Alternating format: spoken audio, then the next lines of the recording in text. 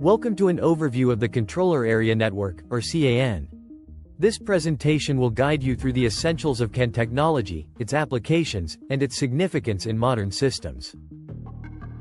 We'll delve into the introduction and origins of CAN, explore its advantages, understand the CAN system and layers, and examine the base and frame formats with examples. The CAN bus is a crucial component in automotive systems, providing a standard configuration that enhances communication between various parts of a vehicle, ensuring efficiency and reliability. Here, we see the intricate network of the CAN bus, connecting various vehicle systems like engine control, lighting, and air conditioning, all working seamlessly to enhance vehicle performance. Modern automobiles feature numerous control units for various subsystems, with the CAN standard facilitating essential communication among them, allowing for advanced features and improved safety. Developed by Robert Bosch, the CAN bus is a vehicle bus standard designed for efficient communication between microcontrollers in a vehicle, offering a cost-effective solution for in-car electronics. CAN operates at high data rates, offers excellent error detection, and is widely used in industrial applications. Its multi-master architecture allows any node to initiate communication, enhancing flexibility. The CAN protocol is structured into layers, including the application, data link, and physical layers, each playing a vital role in ensuring effective communication within the system. The host processor and CAN controller work together to manage message reception and transmission, while the transceiver adapts signal levels for seamless communication across the bus. CAN bus comes in various types, including high-speed, low-speed, and medium-speed, each tailored for specific applications like airbags, diagnostics, and dashboard control.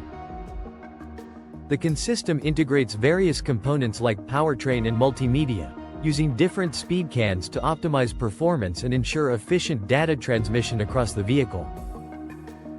The CAN frame consists of several fields, each with a specific purpose, from identifying the start of a frame to ensuring data integrity and managing error detection. This diagram illustrates the complete CAN frame, showcasing how data is structured and transmitted, ensuring reliable communication across the network. The CAN frame uses specific bits like SOF, T-bit identifier, and RTR to manage message priority and ensure efficient data transmission, crucial for system performance. Each component of the CAN frame, from the RO bit to the 2-bit ACK, plays a vital role in ensuring data is transmitted accurately and efficiently across the network. CAN specifications use dominant and recessive bits to manage data transmission and arbitration, ensuring the node with the lowest ID wins and maintains data integrity.